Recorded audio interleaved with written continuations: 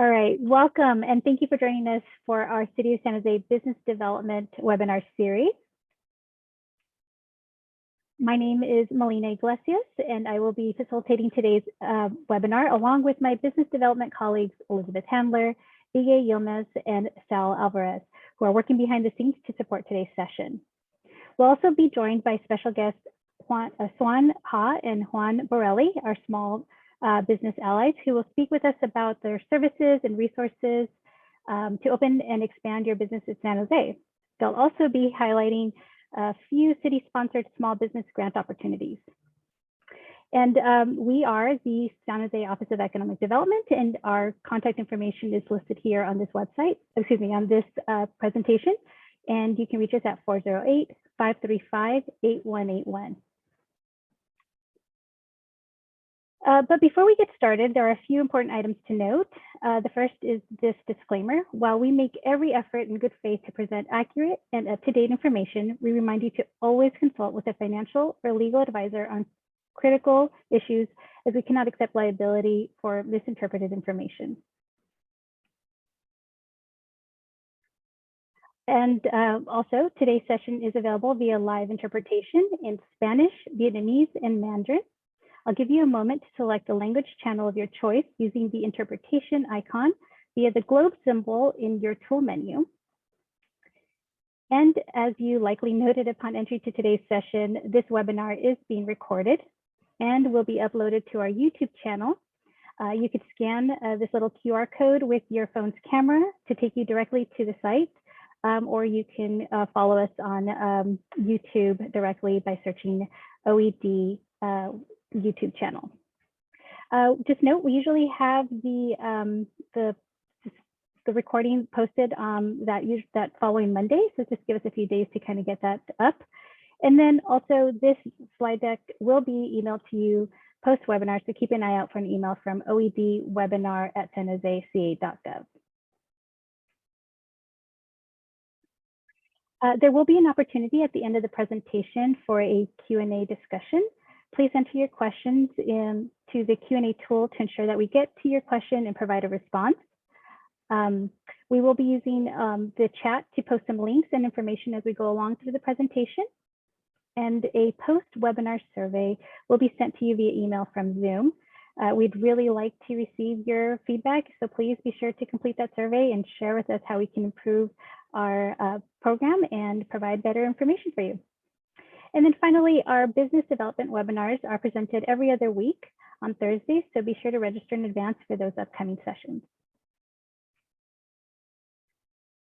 And so now I will turn it over to Juan Borrelli and Xuan Ha, the City of San Jose Small Business Allies. So let me stop sharing my screen and I'll let the team come in. Thank you. Awesome, great. Thank you so much, Melina. We're going to load our presentation here in just a minute. There it is. Thank you, Xuan. So welcome everyone to the Doing Business in San Jose workshop. As Melina mentioned, Xuan and I are a team of two for the City of San Jose's Small Business Ally Program. And our role is to assist small businesses primarily with permitting and inspection processes, but also business registration requirements. And we're going to talk a lot about the detail of that. But before we get into that, let's just do a quick check on the overview of the presentation. I'll be presenting on about our program and how to access the information that's on our website.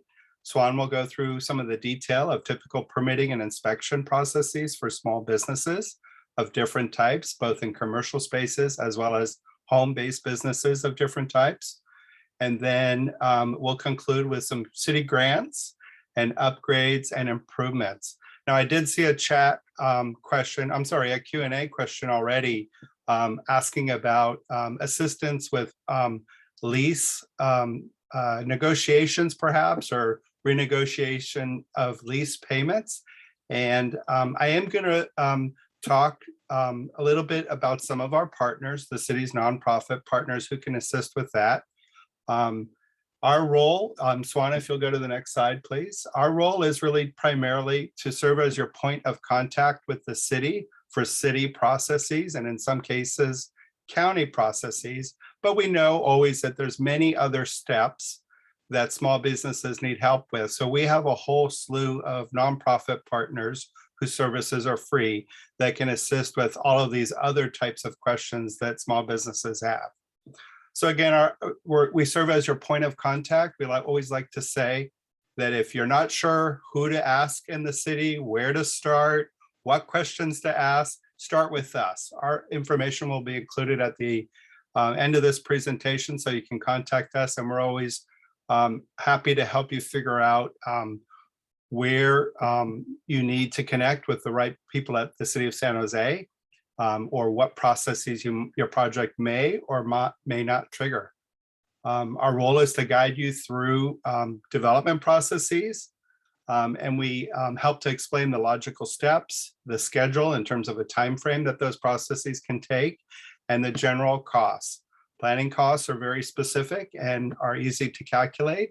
Building costs are always much more complicated, but Xuan's going to talk a little bit more about the detail of that. And again, specifically permit processes, inspection processes, and business registration requirements to get your business tax certificate with the city, what most people call the business license. Next slide, please. So we have a City of San Jose Small Business Coaching Center website. You can see the link there. It's www.sanjoseca.gov/business coach. It was launched a few years ago. It's been updated recently, and it's a guide really to help you open your business in San Jose.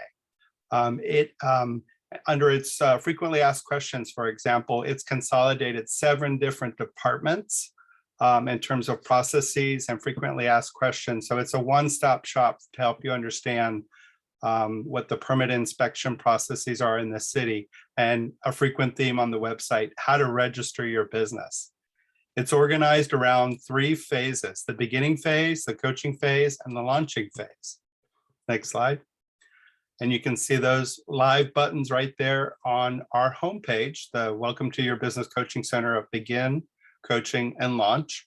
And then there's a lot of information on the left-hand side column that we're going to go into detail in just a minute. So the begin phase is information about starting specific types of businesses in San Jose, such as restaurants, manufacturing, auto repair, home-based businesses. And there's a lot of advice and coaching information to help you make sure you start those properly and legally in the City of San Jose. We also include step-by-step process maps to open businesses in San Jose. Next slide. And you can see there's different process maps. So on the left-hand side is the process map for most businesses, and on the right-hand side is the process map for restaurants and cafes. Now, I know you can't read the detail of these in this PowerPoint presentation. Don't squint your eyes and give yourself a headache to try to read those. But just know that on the left-hand side, most small businesses, there's fewer steps. Restaurants and cafes have more steps and are thus more complicated. They're one of the most difficult businesses to get open and then to keep open after you have started that business. And so just know that they're a little bit more complicated because they include both city and county permit requirements. And we've created a whole special program that Xuan is going to talk about under her presentation called the Streamlined Restaurant Program to help those restaurants and cafes get through the processes quickly and expeditiously since they are so difficult. Next slide. The next phase is the coaching phase. There's information about our program, how we can help. We provide big picture understanding of city processes and county processes. There's good information on how to manage your plan review. So for those projects that trigger a permit, you'll have to submit plans. And then the projects, once the permit is issued, would be inspected. And so there's advice on that overall process. Again, the frequent theme of how to register your business with the city is included throughout the website. That's the business tax certificate. And then our contact information, our emails, our phone numbers. as well as how to contact one of our nonprofit partners, the businessownerspace.com. In fact, their logo on our website is a live link that you can click on, and it'll go directly to their webpage. And then on their webpage is our logo, which will take you back to our webpage, so you can go back and forth. And that's one of those nonprofit partners with the city that provides advice on non-permits, non-inspections, more things like access to capital, how to do online sales, accounting processes, as well as other processes that most small businesses need to start up and be successful. Next slide. I mentioned that left-hand column, that has a lot of really great information. It's all of the resources really to open your business, such as checking zoning, how to apply for a building permit, how to register your business, doing business in the city, applying for grants, and then all of those frequently asked questions that were consolidated from 7 different city departments to help you get all of your questions answered in one location. And then our contact information is also included on this. So that's a really important kind of left-hand column in terms of the detail of getting through the processes. Again, all of the information is online, but we are here to help. We know that the process can be daunting, complicated, sometimes scary. It seems like it's always very expensive. And so we're here to take out some of those unknowns, some of those fears, and shepherd you through the process to try to get your businesses open as quickly as possible, and then connect you with our nonprofit partners that can help you continue to grow your business, be successful, and continue to make San Jose a great city. Next slide. And then the last phase, this is where I was referring to the Q&A chat about the lease negotiations, is after you start or expand your business, kind of what comes next, how to stay in compliance with regulations, be they federal, county, state, or city. And then the go-to web resources, such as our nonprofit partners, businessownerspace.com, Work to Future. There's information about the city's minimum wage ordinance, information about the city's Office of Economic Development, Finance Department, links to the San Jose Downtown Association for those businesses that are either located or looking to locate downtown, as well as other services such as accounting services, legal services, employment services, and energy efficiency services. And so we have a whole host of partners that help with different things. And lease negotiations or renegotiations is not a city contract or a city issue that we can assist with, but we certainly have experts and nonprofit partners that we can connect you to that can provide those services. Next slide.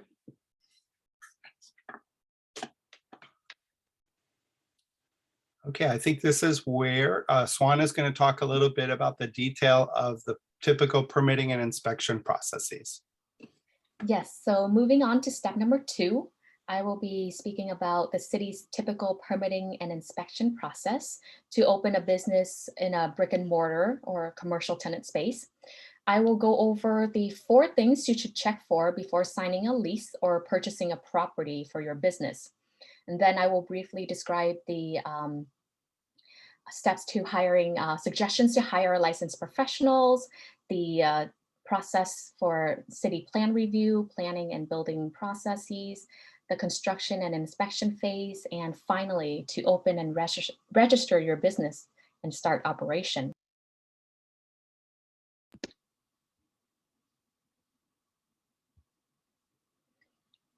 So the first thing you should check for before signing a lease or purchasing the property is to check the zoning. The city's zoning ordinance, Title 20, describe all the legal uses of a property. Compliance to the zoning ordinance is mandatory. Most uses are allowed, but there are some stricter uses such as the sale of alcohol, late night uses, late night meaning businesses that operate after midnight, and massage parlors. those businesses tends to be a little more strict in our zoning ordinance. You can easily check the zoning of any property online at sjpermits.org or on our Small Business Center website. So at the corner right here is what it'll look like on our center website, our Small Business Center website. You just need to enter the address in.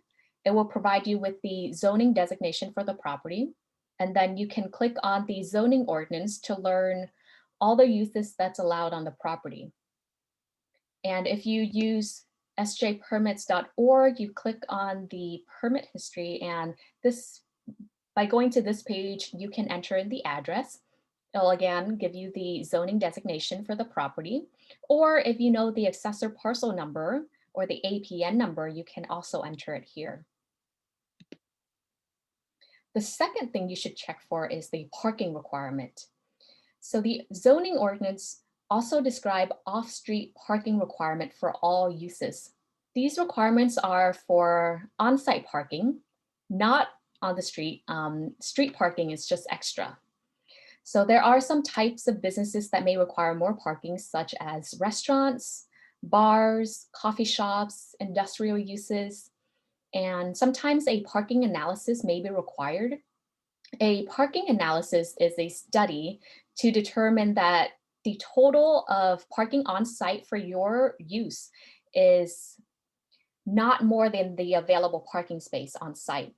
For example, if you are looking to open a tutoring center in a shopping center that already has 2 offices, a restaurant, and a cafe, your use coming in has its own parking requirement, and the analysis will determine if there's enough parking on site for the existing use and for your new business coming in. And compliance to zoning and parking requirement are mandatory. So the wrong zoning or insufficient on-site parking may prevent you from opening your business at the site. And again, please come to Juan and me, and we'd be happy to check the zoning and parking requirement for your business. Moving on to the third thing you should check is the permit history of the property before signing a lease or purchasing the property. You should check for the building's existing legal use or occupancy. How was that space used before you?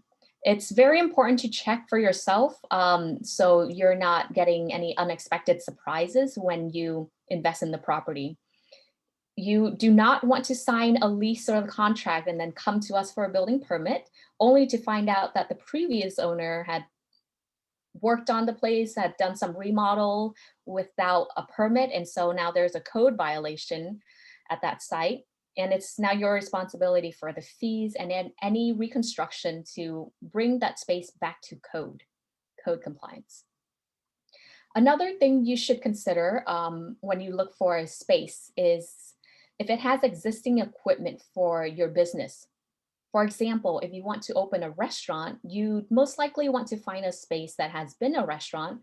So it may have some of the equipment you need, like a hood or a 3-compartment sink, a grease trap, grease interceptor, and so on, so that you don't have to spend more money to construct a full kitchen. The last thing you should check for is the site accessibility compliance. So both federal and state law prohibits discrimination against people with disabilities. The American with Disabilities Act, or ADA, is a federal civil rights law designed to ensure equal access, full inclusion and participation for peoples with disabilities or impairments. In addition, the state of California has its own disability rights laws, codes, and regulations. So under both the federal and state law, people with disabilities should have full and equal access to places of public accommodations, such as transportation carriers, lodging places, recreation and amusement facility, or any other business establishment where the general public is invited. This includes existing barriers to path of travel from the parking lot to your entry door. The entrance should be accessible, the aisle, the hallways, the bathroom, and service counters should all be accessible. There has been a rash of ADA lawsuits targeting small businesses in recent years. And unfortunately, the goal of predatory ADA lawsuit is to typically get small businesses to settle out of court. And most of the time, our small mom and pop businesses can't bear the shock, and some do go out of business. Therefore, to protect yourself against unwarranted ADA lawsuits, you can hire a certified access specialist, or a CASP, to evaluate your location. The CASP inspects your location and they would provide a written report. The report either certifies that the site complies with all state and federal disability access laws, or the report would explain the steps necessary to achieve full compliance. And if, unfortunately, your business is sued in state court for not being accessible, having this CAS inspection report would allow you to request a 90-day stay of lawsuit and an early evaluation conference. Stay, if you're not familiar, is a temporary halting of all litigation. So that provides you some time to upgrade your place, your site, to be in full compliance. Unfortunately, there's no guarantee of grandfather rights under ADA. The ADA states that your public accommodation has a continuing obligation, responsibility to remove architectural barriers to make sure that your business is fully accessible. So even if you're moving into a space that you're using for a grocery store and you're taking over the site, still using it as a grocery store, it's still your continuing responsibility to maintain the ADA accessibility compliance. And the California Building Code upgrades their building code every 3 years. And historically, each time they apply the upgrade to the building code, it tends to be a little more strict, and there may be changes every 3 years to the rules and regulations. So please be aware of that.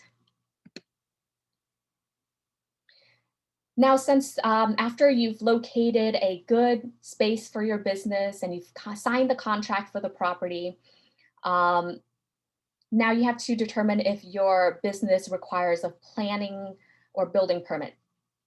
For planning drawings, we won't require a licensed professional to prepare them.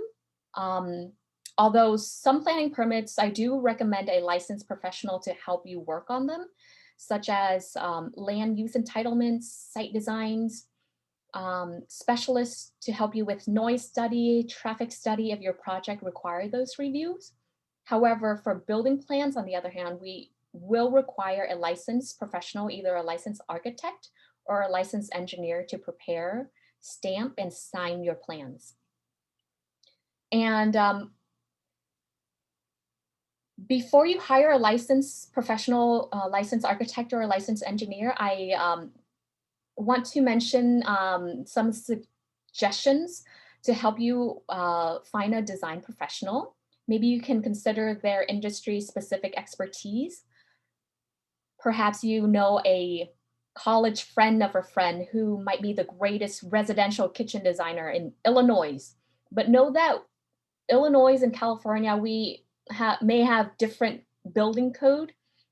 So that person, that design professional, should be licensed for the city, for the state of California, and that we use different codes for commercial review and for residential review as well. So please keep that in mind. And it would help to ask for their local knowledge. If they have worked with the city of San Jose before and understand our permitting process, it would make your plan review go by a little more quickly and smoothly. You can ask them about their familiarity with energy saving strategies.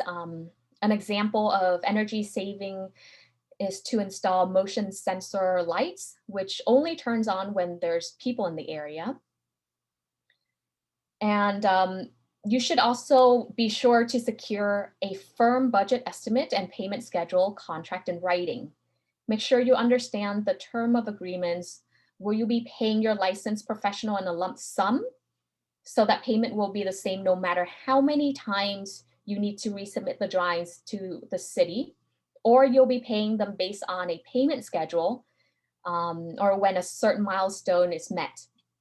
And as always with legal contract, please consider legal counsel before signing any agreement. Juan and I are legally not allowed to make any suggestion or recommendation for any specific licensed professional. But here I've listed some websites to help you research and look for California licensed architect, engineer, contractor, if you don't know where to start. And you might be wondering why the city's website is also on the list right after I mentioned we can't make any recommendation. This is actually a list of planning consultant that's worked with the city of San Jose before.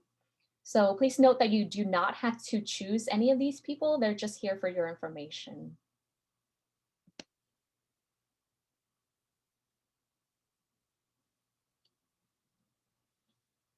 Like I mentioned before, planning permits are only required for some uses.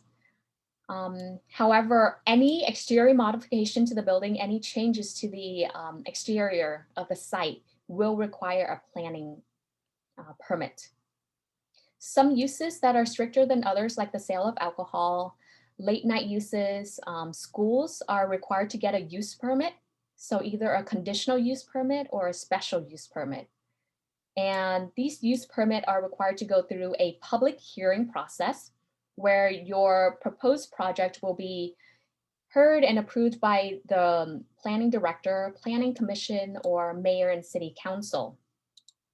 This public hearing process allows member of the public and you to attend and give comments in support or to oppose the project. Another type of use permit is an administrative permit, which is required to operate a stationary vending facility, like a food truck, on private property. This administrative permit is approved administratively and does not need to go through a public hearing process. Because of that, there are strict criteria that must be met. There's a checklist that you need to fulfill, and you either qualify or you don't. It's very black and white with this administrative permit. For exterior modification, a permit adjustment is required for any changes, for example, to doors, windows. If you have outdoor seating, that is an exterior modification. If you need a new sign for your business, that is also an exterior modification. And you can apply by submitting a form and plans to our planning division via email online, and does not need a public hearing for this process either. Now moving on to the building permit process. A building permit is required for any new construction, interior modification or tenant improvement, which we refer to as TI, or changes in use or occupancy. A full building permit would include plan check from building, structural, architectural, fire safety, electrical, plumbing, mechanical, energy efficiency, address assignment, planning, parking, historic conformance, and public works conformance. Depending on your proposed use and plan to modify the space, you may not trigger all of these review. And if you have any question, Juan and I, again, are here to help. So please be aware that if you are moving into a site, for example, that used to have a certificate of occupancy for a retail space, and now you're changing it and you'd like to open a tutoring center, that is a change in use. If that space used to be a grocery store and now you want to sell gifts or books at this place, it's still retail sales, but it's if you move the floor plan, if you make any changes to where the shelving may be, if you're not using the storage, but now you're using it to have more inventory for your customers to use. That is a change in occupancy, and a building permit is required for that as well. So if you, for example, if you want to open a cafe and that site you signed a lease for used to be a cafe and you're not making any changes, you can use that same certificate of occupancy and you would not need to go through this building permit process. So again, it's important to know the permit history of the place.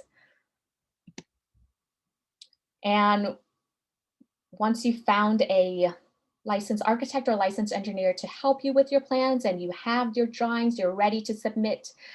Right now, we're only accepting plans via emails or electronic plan. And once the plans have been submitted, it will be routed to all the trades that need to review and approve your plan, depending on how good the plans are. If the plans are perfect, your drawings would get an approval and you can pull the building permit and start construction. However, if there are any questions that our plan checker may have, your architect or engineer may need to update the plan, address those comments, resubmit it, and once everything has been approved, that is when you can pull the building permit. And please note that construction can only begin when a building permit is issued. And this is also when your fees will be charged. Your building permit fees will include the permit processing fee, the plan check fee, the inspection fee, construction tax, which is a percentage of your construction cost, school fees, any related public works, sewage treatment fees, things like that. Juan earlier, he mentioned that food and beverage facilities in the city of San Jose, like a restaurant or cafe, is a little more complicated. There is an additional step of getting review and approval by the Santa Clara Department of Environmental Health. And as a part of our way to assist small businesses through this process, we created the Streamline restaurant program.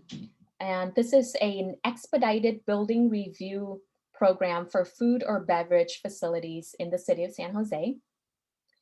The goal is to reduce plan review time and permit issuance time so that you can get your building permit, start construction, and open your business and start operating as soon as possible. So to apply for this Streamline restaurant program, you can submit your plans to Juan and me, and we can make an appointment for your plan review. So instead of the plans being routed to each of our plan checkers and you can hear from them via email and you submit again, you can just, with the Streamline restaurant program, you can work directly with Juan and me. We can schedule an appointment for your plan check for an hour and a half. And after that hour and a half, the goal is to issue the building permit to you so you can start construction and your work. And in case your project has any comments, if you let us know when you can resubmit the plans, we can make an appointment for your project so that you won't have to wait as long for the second round of review, just to save you time through the building review process here with us. And you can start with us. If you have any question, Juan and me, we're here to help.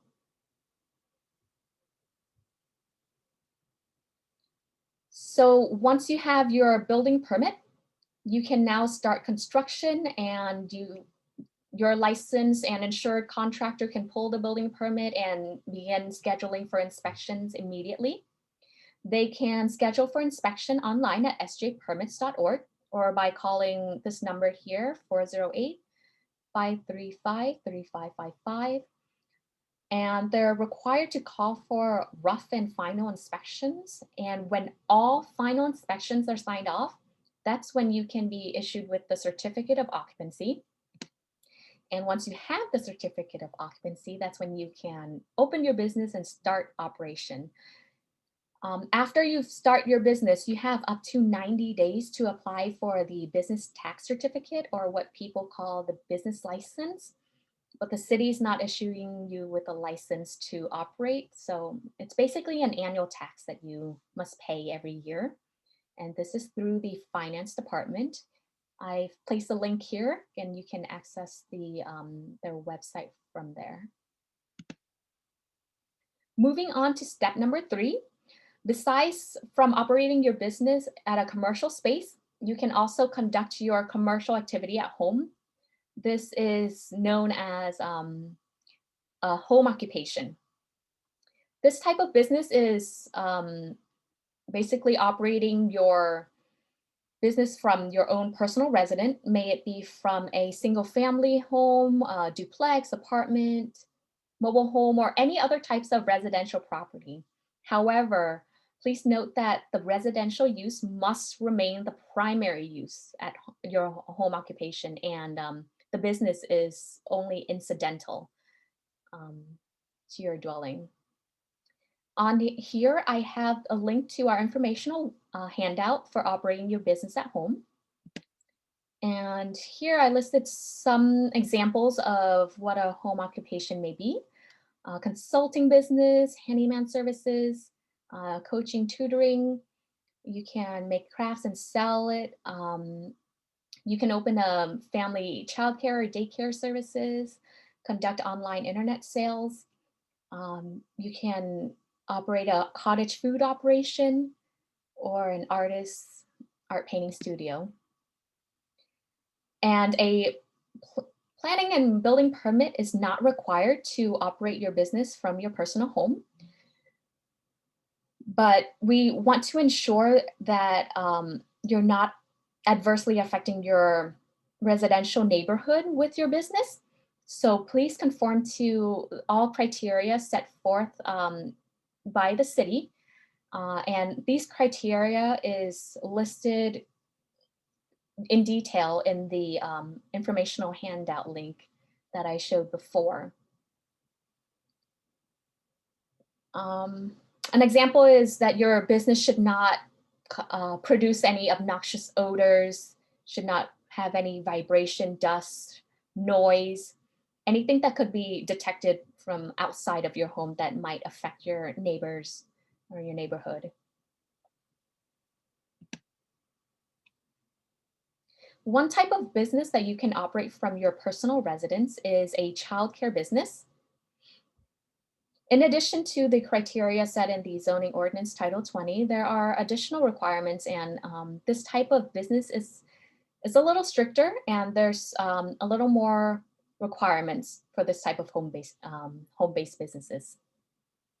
So if you are providing care, protection, and supervision for 14 or fewer children who are under the age of 18 as incidental to your home for less than 24 hours a day, you are considered a family childcare or daycare business. Unlike other home occupation businesses, not unlike, but very similar to other home occupation businesses, no planning permit is required. And if you are intending to care for 14 children or less, you will not need a planning permit. However, if you intend to care for more than 14 children at a time, you will need a planning conditional use permit, the use permit that I mentioned earlier that requires a public hearing process. Other application requirements that you must get are to apply for a family daycare license from the state of California. You must also register your business with the city of San Jose, the finance department. And if you intend to care for more than 7 children, so 7 or more children at a time, you will need to get a fire clearance permit with the San Jose Fire Prevention Bureau. And if you are intending to make any structural change to your home in order to operate this business, you will need to get a building permit as well. And in this slide, I've listed the relevant licensing and permitting agency that you need to get your family childcare or daycare business started. Another type of home-based business that is more carefully regulated is cottage food operation. So effective in January 2013, the Cottage Food Bill allows certain low-risk food products to be prepared and packaged in your private home kitchen to sell to members of the public. To operate this type of business, compliance with the California Code, California Government Code, and the California Health and Safety Code is required. So let me go over some of those. One of the specified requirements by the California Health and Safety Code relates to preparing food that are on the approved food list. I will share the approved food list with you in a minute. You must also get a zoning public information letter from the city's planning department. You can email the application to our planning division to apply. Next is you must complete a food processing training course. This training will go over health safety requirements, and it must be completed within 3 months of becoming registered or permitted. And you must go through this training every 3 years during your cottage food operation. You must also implement necessary sanitation operation. For example, while preparing or packaging food to sell to members of the public, you cannot cook food for your family at the same time. Or you cannot have any pets in the vicinity of the kitchen while you're cooking your cottage food operation business. You must also create state and federal compliant labels for your food products to indicate ingredients in case your customers may have any certain allergies, or if they have other health-related food restrictions, they need to see what type of ingredients you use for your product. I actually forgot to add this, but oh no, it's on here. You must operate within the established gross annual sales limit. Your cottage food operation cannot exceed a certain gross sale volume. The current limit is $50,000 a year. So the intent of this cottage food operation law is to promote small scale businesses. So if you do make more than $50,000 a year, maybe you can think about expanding your business to operate from a food truck or a commercial kitchen or onto a brick and mortar commercial space. And there's also inspection requirements for your cottage food operation if you're a Class B. So depending on your classification registration with the county health, there are 2 categories, Class A and Class B category. And the main difference is Class A, you can sell directly to members of the public. While Class B, you can sell directly and indirectly using a third party. For example, if you sell to a cafe or a local grocery store. So for Class B, you are required to have an annual kitchen inspection for sanitary compliance. And here are some example items. The California Department of Public Health, they have a longer list, but here are just some sample items that you can make and sell for your cottage food operation, which is baked good, nuts.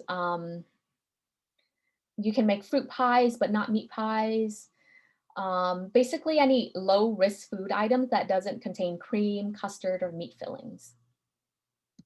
And if the food item you want to make is not on the list, you can fill out this application here using this link and request for their consideration. And in my experience, I believe the California Department of Public Health tend to update this list every year.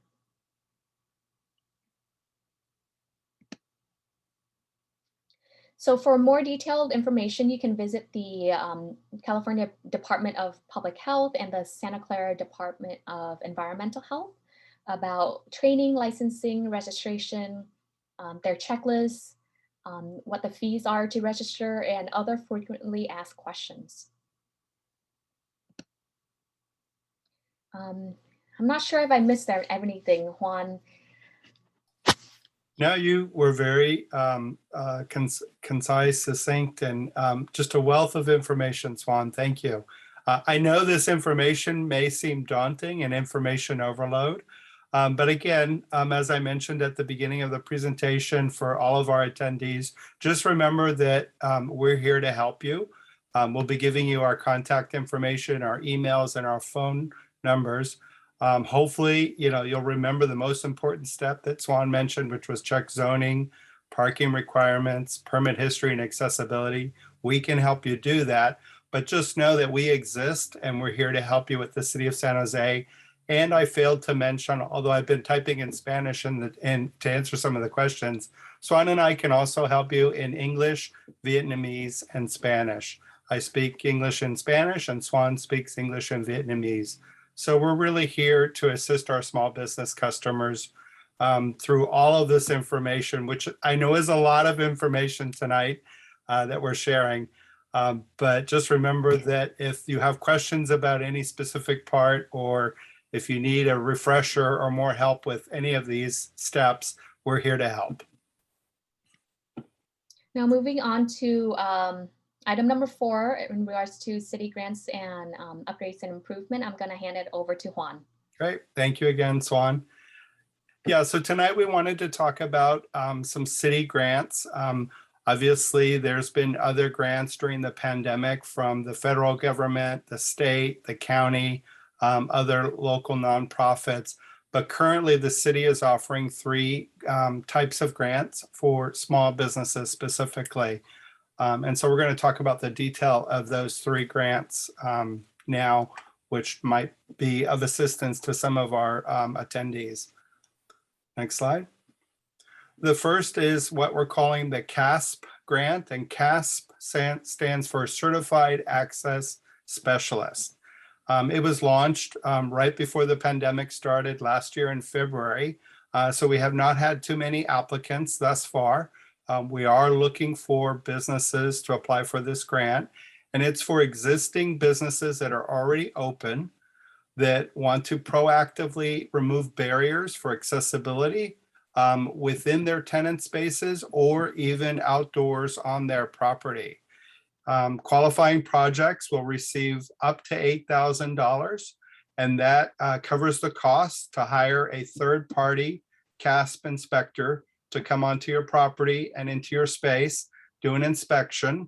They will provide a summary report of everything that does not currently comply with the accessibility requirements. And then you would submit plans to the city to make those improvements for accessibility. And then the cost for those city permits and inspections would be covered. You would not even pay out of pocket. It's not a reimbursement program, but that would be deducted from your total costs for permitting and inspection fees up to a maximum of $8,000. So if the cost was $5,000 and you were approved for a grant, your grant would be $5,000 and there would not be any fees paid to the city.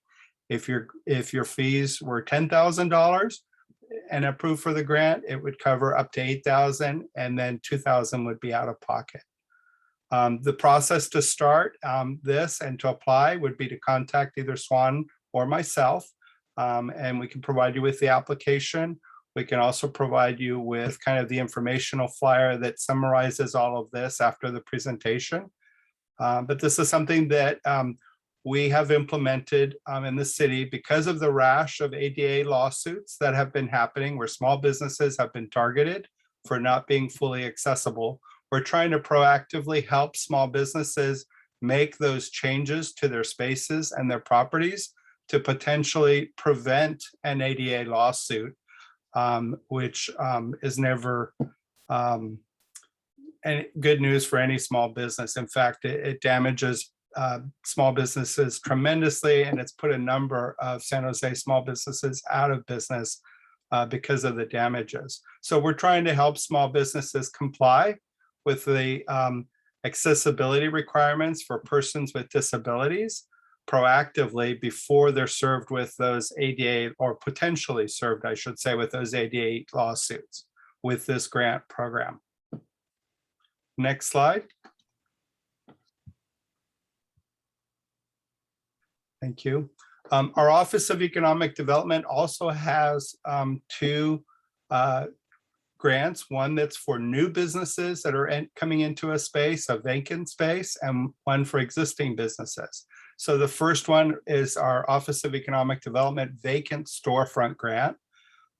They like to call it vacant to vibrant because it adds vibrancy to the streetscape and enhances the neighborhoods and the business quarters that those businesses are going into when they fill those vacant tenant spaces. This grant, if it's approved for the small business, is a reimbursement grant. So you would pay out of pocket, but then the Office of Economic Development would pay up to $15,000 for your permitting and inspection fees and taxes. There are some requirements, obviously an application, but the space must also be a ground floor tenant space in downtown or a neighborhood business district. But I think we've expanded that now to also consider other locations throughout the city. The space had to have been vacant prior to you signing a lease and going into it for 3 months minimum or longer. And you must have a minimum of a 3-year lease. Salvador Alvarez is our project manager for this grant in the Office of Economic Development, and you can see his email there. If you have a question about a specific location and whether it qualifies or not, please contact us or contact Sal directly, and we can get you the information to try to help our small businesses open in these new or existing spaces that have been vacant to create vibrancy in our neighborhoods and business districts. Next slide.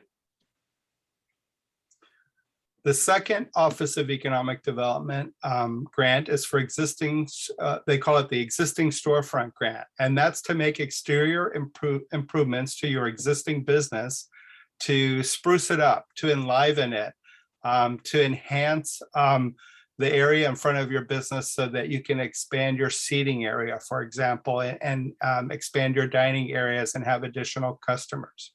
This grant, also a reimbursement program, would assist approved small businesses of up to $10,000. And it covers not only the city permitting and inspection fees, but it also will cover the actual cost of materials, furniture, fixtures, and other equipment that you need to purchase. So if you wanted to add, for example, outdoor dining in front of your business, or a parklet, which is an area in the parking stall in front of your business, the permits for that could be covered up to $10,000, as well as the actual installation of the parklet area and the furniture that goes into it. If you wanted to paint your business, replace your sign, replace the awnings, things like that could also be covered under this grant. And again, it's really for existing businesses that are already open that need kind of help with a refresh to improve the look and feel of their businesses, to try to generate more business and increase their bottom line. Again, qualified projects must be located on the ground floor space, not upper story of a high rise, but ground floor tenant space downtown in our neighborhood business districts and throughout the city. And they must have a minimum of at least 3 years remaining on their lease as well.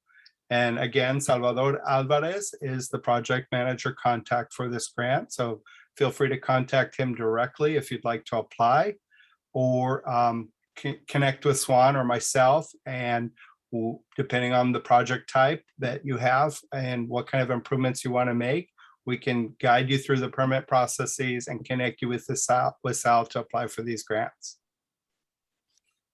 Next slide. And so we've been trying to diligently answer questions in the chat along the way. There might be some remaining questions or others that folks are thinking of. Certainly, if you have questions after this presentation, there is our emails for both Xuan and myself, as well as our direct phone numbers. We can help with questions in English, Spanish, or Vietnamese. Again, Xuan, direct the Vietnamese questions to Xuan and Spanish questions to myself. We can both help with English questions, but we're here to help. Just know that our role is to guide you through the processes and help you get open as expeditiously as possible. Even if it's some of the processes that aren't necessarily directly city processes, we can connect you to our nonprofit partners that can help you with all of those other steps that typical steps that small businesses have to do to get open and be successful in San Jose. Are there any specific questions, Melina, that have not been addressed, or if anyone would like to type in additional questions now that you'd like us to respond to live? Yeah, thank you, Juan and Xuan. Those are great information, a plethora of resources, and the services that you continue to provide are just a great resource for our small business community, both to open and expand and kind of take advantage of these resources and those grant opportunities. Sounds great. There were some great questions from the attendees that were typed in the Q&A tool. I believe most of them were answered. We'll be around for another few minutes if there are any other questions, but I believe that kind of concludes our formal part of the presentation on small business with the small business allies. So want to thank everyone for joining us today, and we hope to see you at the next Office of Economic Development webinar. It'll be the following Thursday. It's every other Thursday. And also just note that a post-meeting survey will be emailed to you. We do appreciate your feedback as it informs the material and the content of these webinar series. Thank you very much and have a great evening.